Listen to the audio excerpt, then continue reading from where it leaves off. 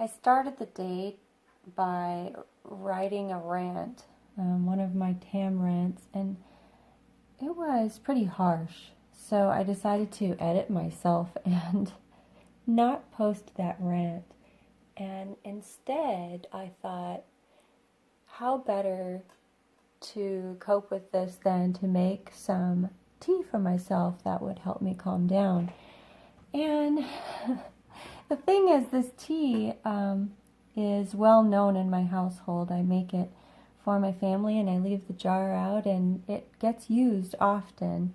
And we have affectionately named it Calm the Fuck Down Tea. You heard that right. This is Calm the Fuck Down Tea, and I'm going to tell you what we put in our Calm the Fuck Down Tea.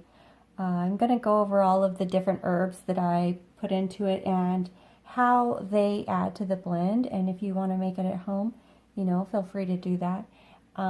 It really helps if you could use this tea daily, every single day. If you had it, in the morning and toward the evening, it would really help with calming the daily stressors, but also helping you to adapt to the stress of your week and helping you to react better to your stressors. So it also could help you have better sleep patterns. So that's a reason to start mixing this up for yourself and taking it. I'll also have it available for sale, but like I said, feel free to make it on your own if you'd like to do that. So we're going to start off with talking about the different herbs that I add to this tea. The first one is Avena sativa, and that is, this specifically is the milky oat top of the Avena sativa, the oat plant, and that's a nervine. It really helps when you have agitated nerve reactions, and that could be something that is mentally agitating you or even physically agitating you, because as you know, we usually will go to an oat bath when our skin's agitated, but it actually helps to calm the brain too. So milky oats, and then I have this right here is tulsi. Tulsi is a plant from India.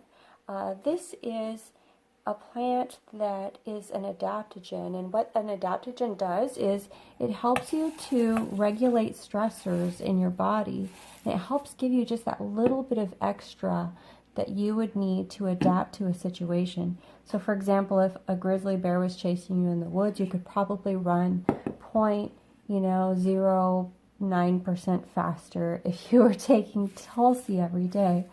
Tulsi is also mentally clarifying. It helps you think better, but it helps you to remain calm while you're thinking, and it's great to have every single day. Okay, and then we also have skullcap, which is it's an herb that will grow here also. The Tulsi you can grow, I guess I should have mentioned, the milky oats you can grow in your garden. The Tulsi you can grow in your garden. Both of those can be annuals. The milky oats may reseed. And this one is skullcap. And this is this specific one is Scutellaria latiflora. It is an herb that I find really useful if you have trouble processing sensory information. So this herb is the herb that will help that information get past the amygdala more smoothly, and it really helps to calm your thought processes that way. It's one that I use daily. It's great for people who just have processing disorders in general to have daily. This one grows really well in kind of muddy areas that stay wet, but you can grow it in your garden as well. It's a patch that will come back year after year. It'll reseed, and it will also spread rhizomatically. This here is passion flower. It's specifically Passiflora incarnata. And Passiflora incarnata is a plant that will grow in the driftless area. It will come back every year as long as what I find in Galena is if I plant it next to like a foundational wall, the foundation stays warm and warms up through the winter, and that will usually help it to come back the next year.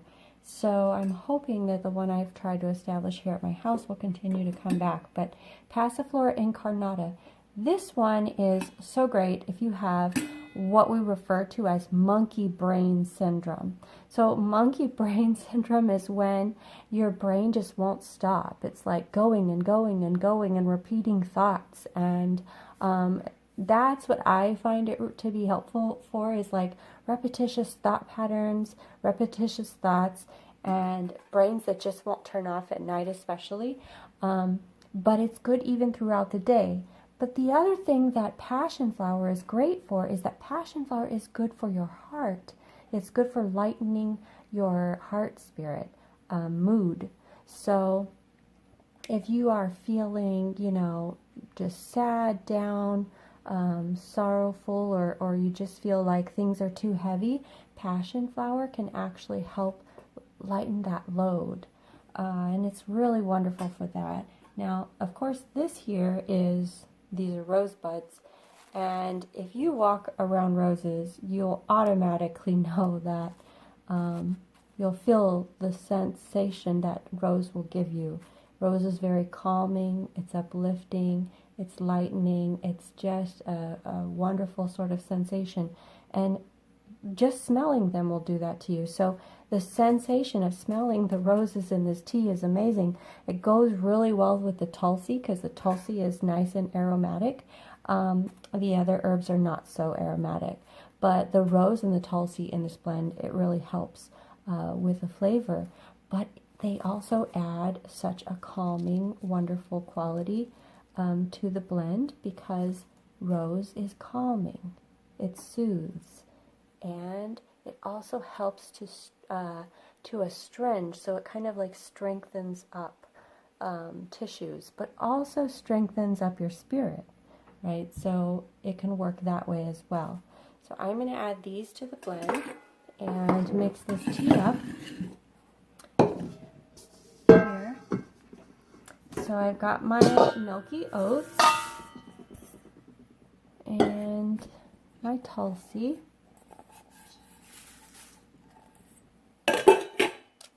And my skullcap. I grow every single one of these herbs in my own garden. That's passion flower. And the roses. The roses, I kind of like to leave them as roses because they're really pretty. But when you use the tea, what you can do is you can kind of break that up. So whenever you're making your tea, here's this beautiful rose, and you know, it's nice to look at, but if you break it up, then you're going to get more surface for the water to absorb into. But I'm going to leave it in like this because I just like the way it looks in the jar, and then I break it up later. Now, one thing about teas, like I said, you could drink this tea every single day, and it shouldn't make you groggy or anything like that. It should just kind of calm your mental sensory experience. It should help you to adapt to situations a little better. It should help you to sleep better at night. It can do all of those things. That's what all of these herbs are known for.